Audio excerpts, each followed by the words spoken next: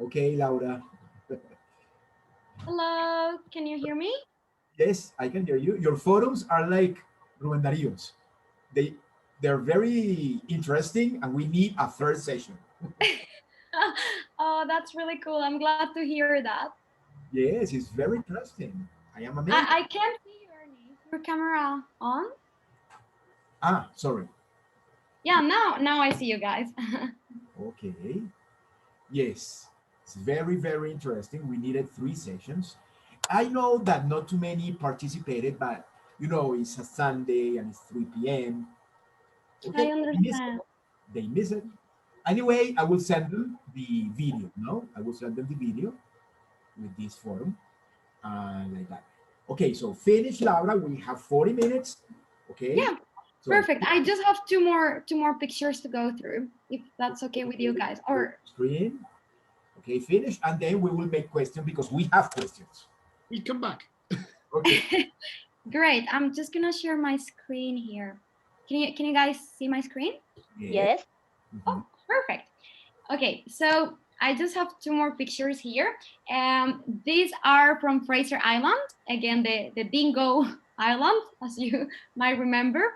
It was also a very exotic kind of landscape, and I wanted to show you, we were traveling there with these huge jeeps. I thought it was a very cool experience to just like drive around the island and see these different spots, see all the nature. As I said, we were not really able to get into the sea because there are many sharks and it's dangerous, but we could at least enjoy the views. I might say, guys, when you go to Australia, that's something that is a bit sad, that you can't really go into the sea. In general, they have these safety nets, what they call. So you have like kilometers of beautiful white sand beach, and then they have like this very small portion where they have placed two flags that marked where the safety net is, and this is the only portion where you can get in and bath safely. And even within these nets, it can be dangerous. Actually, in Magnetic Island, which was one of the islands that we visited, it was very tragic. I had to see a guy die actually because he got stung by a jellyfish, and this jellyfish actually made it through the safety net.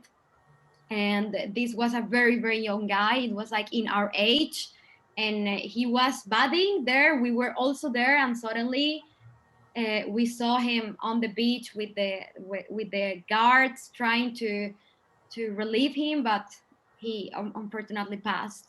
They have very poisonous jellyfish in Australia.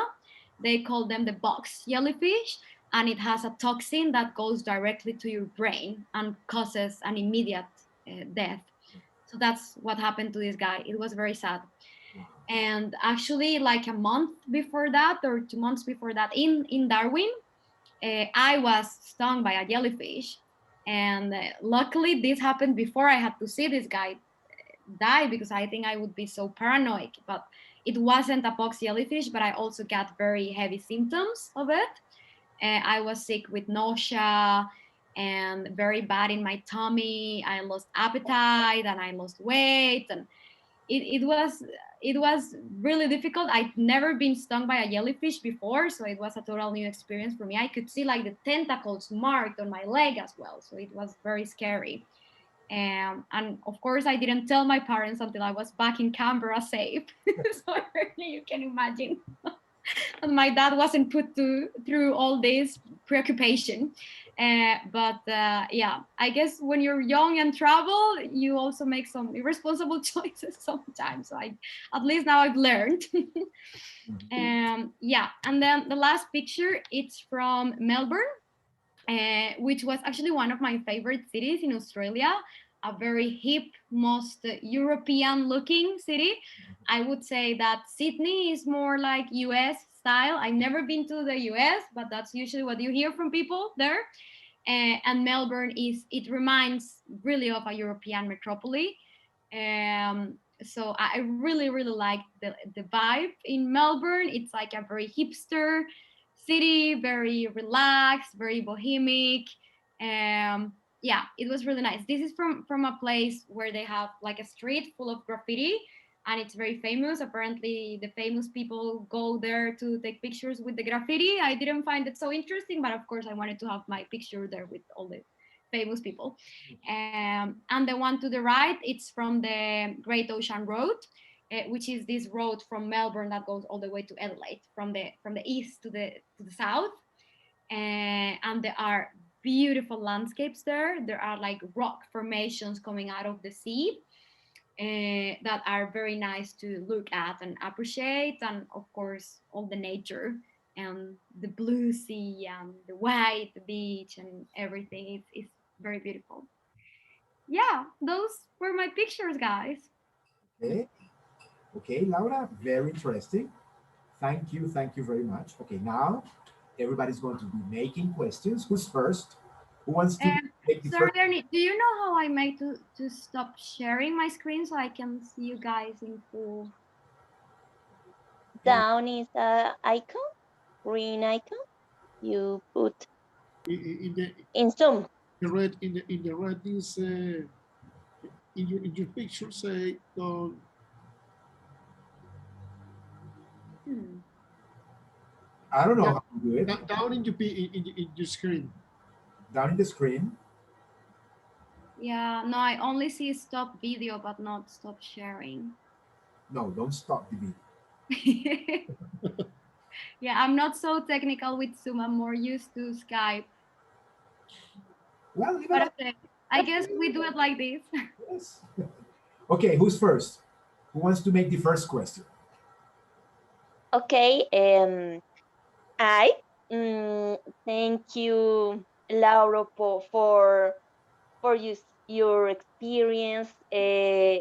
Definitely is a amazing experience for you. Yes. Uh, the travel in around the world is wonderful. You can learn, meet, I don't know, uh, uh, but of the all places that you meet in your travels, uh, what is the main or the yes the major learning for you? Uh, Travels are interesting, the places, but for you, what is your main learning that all your travels, your trips? Thank you, Margarita. That's a very, very good question. It's something that I often try to ask myself whenever I go to a new place. And I would say there are like so many learnings, but is it okay if I say three of them? Yes, of course. Okay, so I guess one of them, and the reason for why I really love traveling, is that I get to know more about myself when I go to a new place. I often, when I've traveled, I don't usually travel for short periods of time, but I move to a place and get to experience it for a longer period of time. And I guess in that process of moving to a new place where everything is new to you, you also get to discover like a new version of yourself. And that has happened to me already now 5 6 times since I've been moving so much around the world. And I really really enjoy that process because I get to see sides of myself that I wasn't really aware of. For instance, how brave I can be in moments of danger in Australia, or how patient I can be in different situations. And I think that's something very valuable, like really getting to know yourself in different contexts. So that's one of my main learnings and something that I really enjoy. And the second is that I love meeting new people in places. And I think the beautiful memories that I have from all these places that I've shown you, it's not only about the landscapes and the nature, but it's also about the company that I have had in these places. So I think my warmest memories, for instance, from Uluru, when I was telling you guys that was the greatest trip ever, it was probably because I had a very, very nice group of friends with me and we made that experience beautiful together. It would probably not be the same if I was traveling with travel people. I don't know, people who I probably didn't come along so well with. So I think, yeah, knowing myself and getting to know wonderful people who actually make the trip better, those are like the two most valuable lessons. And then if I might say a third one, I think you probably guys noticed from my presentation, like I really like going to places that are unexplored and that are not so common and so touristy. And that's because I really believe that there is value in all places, and I like exploring and digging that value. For instance, in Jakarta, where many people would describe it as a horrible place, they wouldn't want to go back there. I loved it, and I could find joy being in the rain and being in the traffic jam and actually appreciating life from that perspective. So yeah. Okay, definitely you have a high capacity to adapt. Really, Thanks, yes, Margarita. really I'm gonna put that different. in my resume. Yes, you are very resilient for the change, and it's awesome for you. I'm very uh, I don't know, complacida that you heard your stories, your experience, and you are a great person because you transmit the passion, the of the or the good things for change. The change are important in the life, no? Yeah. When you have only one line in your life, you lost a lot of things that you have uh, a great experience for you and your maybe your family. Thank you a lot for sharing your memories, your experience, your history about your trip. Thank you, Margarita. It was a pleasure to meet you. And then we talk about climate change. Yeah, I would love to. If there's a forum about that, I'm definitely coming. Yes, Okay. Margarita is on the 1st of August. She's going to make a forum, no, and it's going to be about climate change. Oh, I really want to come, if I may. Okay, of course, you can come. Mhm. Before giving the question to Ana Milena, I want to ask you something, Laura. Do you Yeah. really miss the traffic jams in Jakarta? Sorry? Do you really miss your traffic jams in Jakarta? Well, I guess since I was there for such a short time, I really, I don't know, I think fondly of it. It's part of the nostalgia I feel for Jakarta. But I guess if I lived there on a daily basis and I was trapped in there every day for my whole life, maybe it wouldn't be the same feeling. Okay, Ana Milena, please, Mile, your turn. Laura, thank you so much for talk about your travel experience. I really like all experience. It's beautiful places and dangerous animals in Australia. I really like travel. My dream. Oh, oh, One, mis two, sueños. one. One my dream One of my dreams. is travel to Bali Oh, because uh,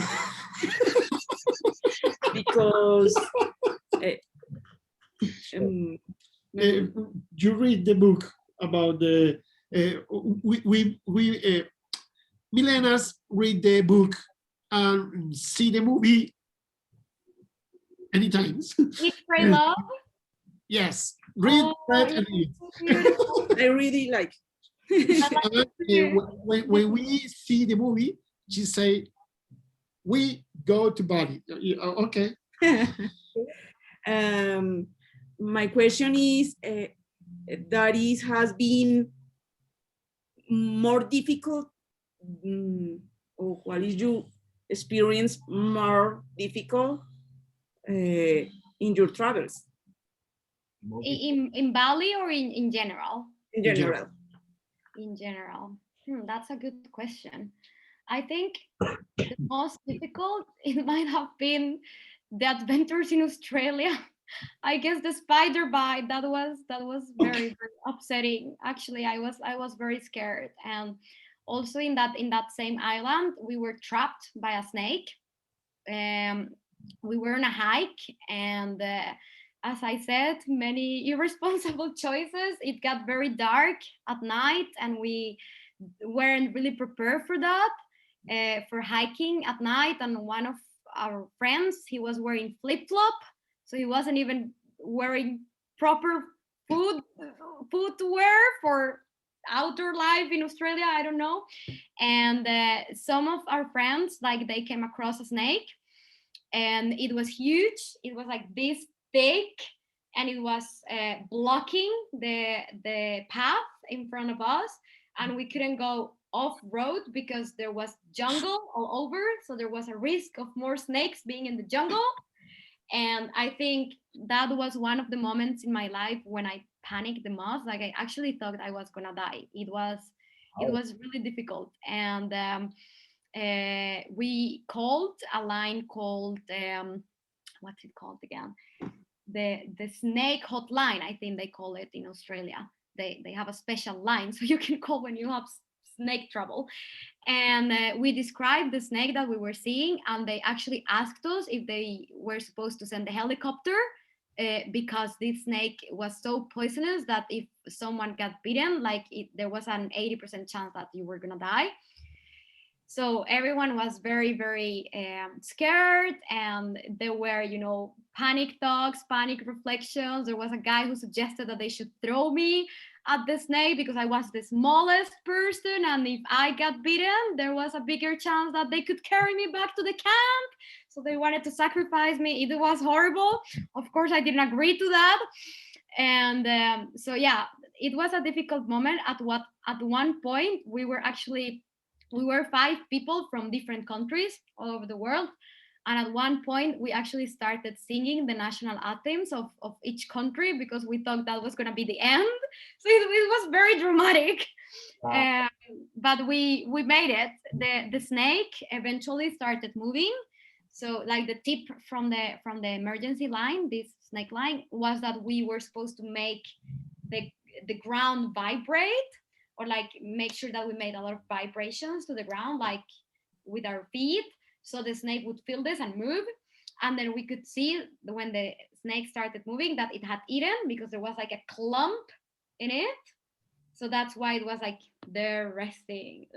And yeah, and we've made it back. So yeah, I would say that these encounters with these wild animals have been the most difficult. And of course, the shitty hole in Indonesia, that was the worst. that wasn't dangerous. I didn't think I was gonna die, but it was just so disgusting and humiliating to be covered in shit. It was horrible. Okay. Yeah. Thank you so much. Thank you. Okay, Alejandro, your turn. Yes. Laura, thank you very much for all information. Is really beauty. Really, I inspire me. You inspire me to travel more around the world. And you inspire happiness, woman. When you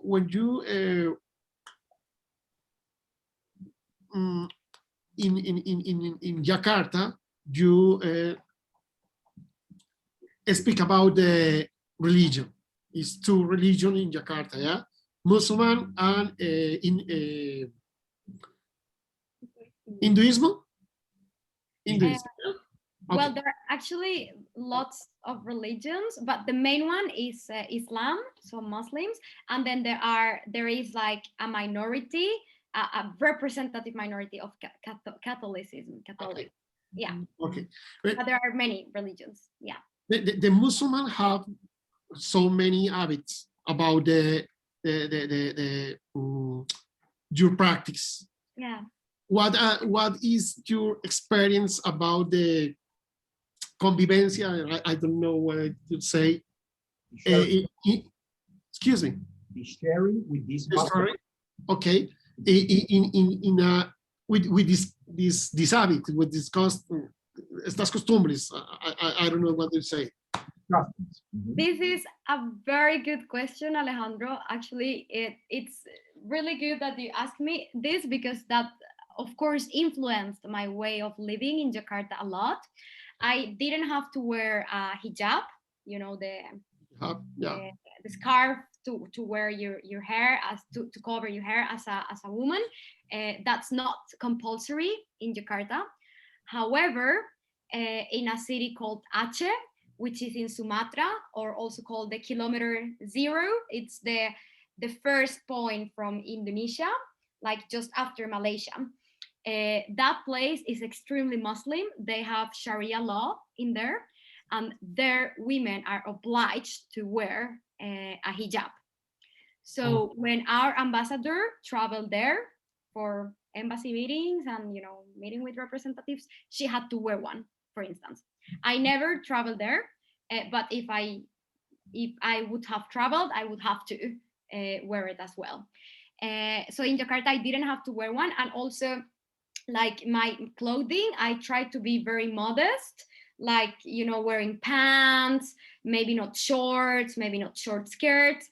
But it was not an issue either, like when I had to wear skirts for work or when I went out, I could wear my normal clothes without any inconvenience. I guess given that I look very foreign, I don't look Indonesian, I didn't face criticism. But my Indonesian local friends, women that would wear more challenging clothes, probably they would face criticism. And also, I remember waking up every morning around 4 to the prayers, because they have prayers 5 times a day, according to the Muslim traditions, and they sing very loudly through speakers all over the city.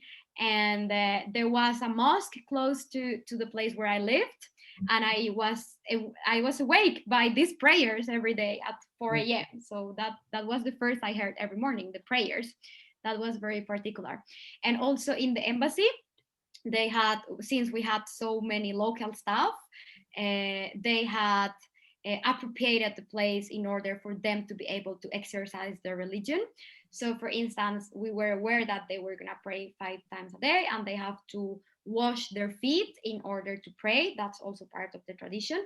So there was like a special place in the bathroom, in the common bathroom, where they could wash their feet. So it was like specially built for that purpose. And there was like a praying room, and everyone would take out their carpet and just start praying, in the direction of Mecca, as it's supposed to be. And also there is this huge tradition. I think it's called Al-Fitir, Eid al-Fitir. It's the end of Ramadan. So Muslims, they have this Ramadan, which is like they can't eat or drink during some hours for a whole month. And then at the end of Ramadan, they celebrate this with a huge feast, and they eat with family and friends, and they give a lot of food to charity. And when I went to Indonesia, I wasn't really aware of this. Like I had heard about it, but I hadn't really come across it. And I remember close to the place where I lived, I started seeing a lot of goats, and they started bringing animals. And I saw new animals every day on the streets and goats. And I thought, oh, this is so cute. And I befriended some of the goats, and I went to clap them, and it was really cute. And suddenly one morning, I wake up, I'm on my way to the embassy, fully dressed, and that whole street, it was covered by a blood river. It was literally blood everywhere. And since it was so hot, there were flies and it smelled horribly. It smelled like death, and I couldn't see the goats anymore. And then I walked a bit further and I see all the goats dead on the street, open, and the Indonesians taking out the insides of the goats and packing them in plastic bags. And this was one of the most disgusting things I saw in my life.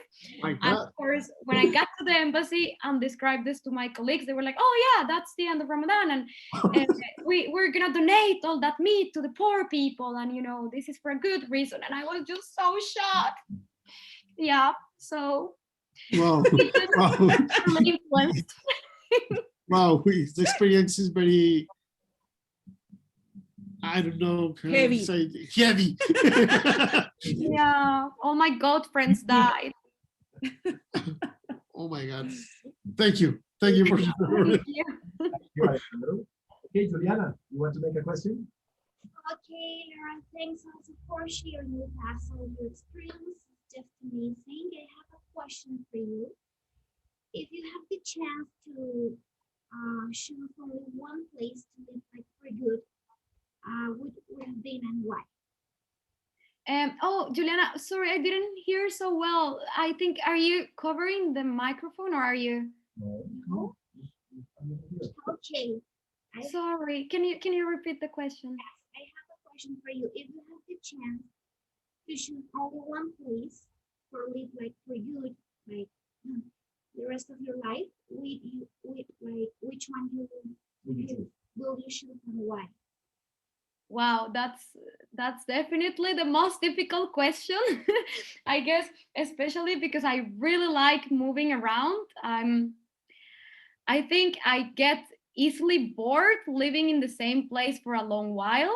So now I've been in Stockholm for 2 years, two and a half years since I came back from my travels, and I'm starting to get bored. So I was actually talking to my friends the other day that I'm gonna start looking for jobs abroad very soon. So I think that would be very, very difficult. If I had the chance, I wouldn't choose just one place because I really want to be moving. But I guess if I really, really had to choose, I don't know. I guess there's a reason for why I'm in Stockholm. So I think Stockholm would be the answer. I think this is a very good city to live in, for many different reasons. The welfare system, everything works very, very good. The wages are high. The working conditions are excellent. There's nature. There's really everything. Despite the weather, though, I guess that's the reason for why I try to run away during the winter period. But from the places I visited, I think Australia really, really caught my attention. And I guess I would like to experience Melbourne, and get to live there for a longer period of time, and be there. I really loved Australian culture. It was like very advanced and developed, but at the same time, people were very warm-hearted and very nice. Something that I sometimes miss a bit in Scandinavia. We have all the development, but people tend to be a bit cold. So yeah. And maybe you can adopt a snake. Adopt. For a spider. But if You're super welcome. me, I prefer the shark instead of the spider because I really hate insects or spiders. I can stand them. You rather take a bath in the ship. Yes. I like snakes. I like snakes, but I hate spiders and insects. So Oh, You like snakes? she likes his names. How come, Juliana? That's so weird. I never met anyone who likes snakes. No, she loves snakes. I think they are like they are weird, but I think that they are really interesting animals. So They're beautiful. Oh, cool. But Maybe then you're- maybe Australia is a good place to visit if you only go to like the snakes reservation. the zoo that is located in Australia that is actually the one from the crocodile hunter, Bindi. Oh, yeah. Yeah, I think it's a pretty cool place to visit Mhm. Oh, that's so nice. because besides being like a zoo, it's like a medical hospital for wild that is in danger, or for example, with those that burning that were I don't know the last year I guess that Yeah. all Australia was in fire. Yeah, Mhm. exactly. That's really sad. Actually, in Canberra, there are a lot of fires going on pretty much every summer, and it's because the climate is so dry, and during the summer it can be up to 40, 45 degrees. It's really, really hot.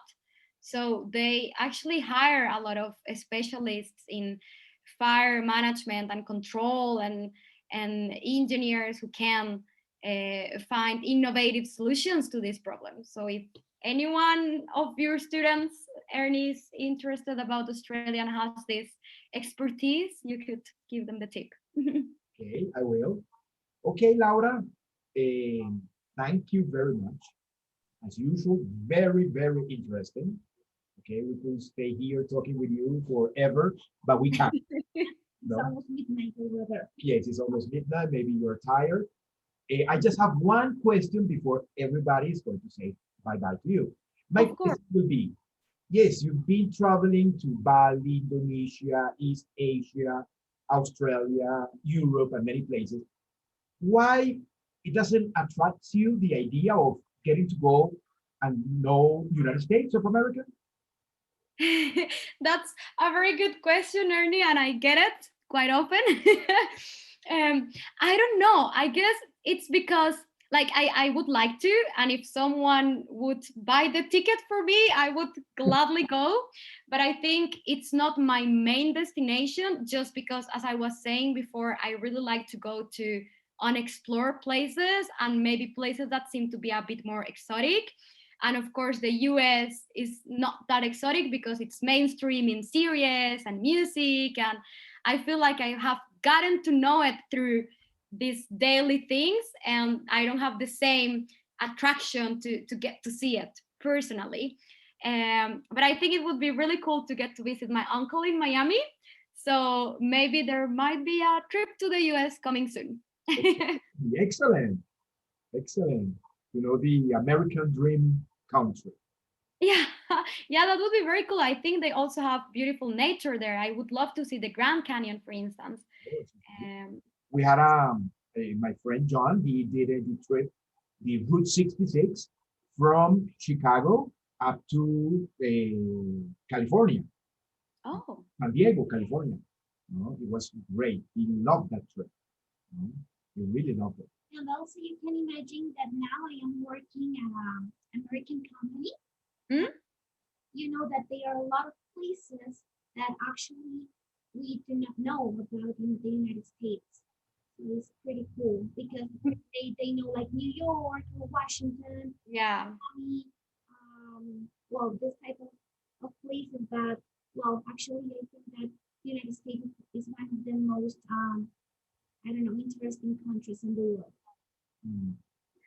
Juliana, I would really appreciate if you send me some tips then. So, Of course, yeah, it would be not really places, cool. not only in the United States, also in Canada, in Mexico, Central America.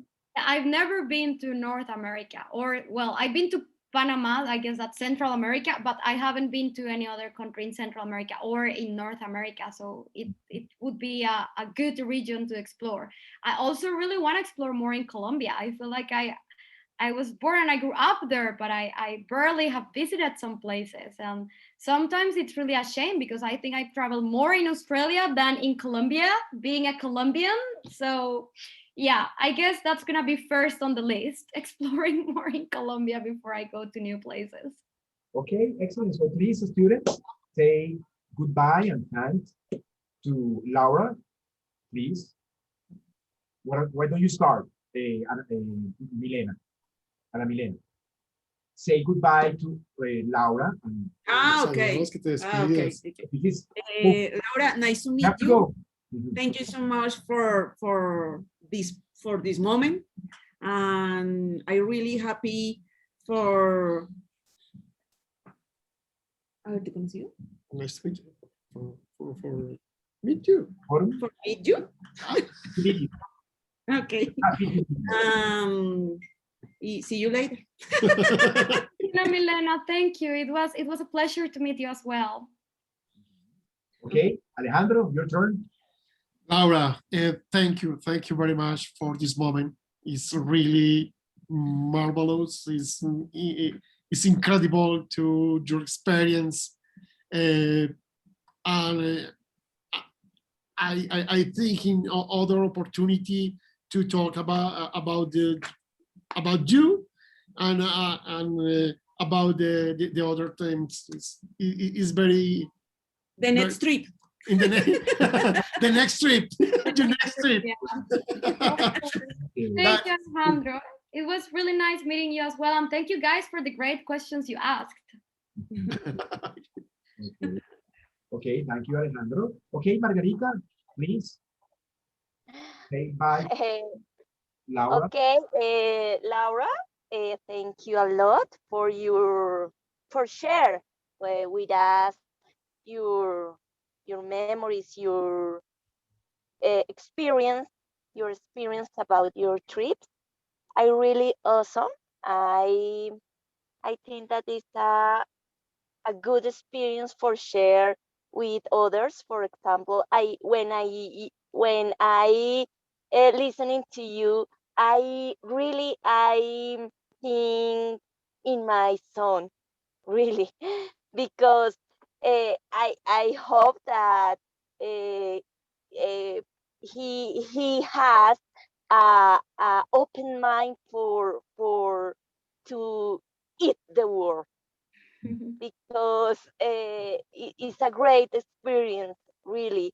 I had the opportunity to meet any cities when you talk about the North America, in Central America, in Central America.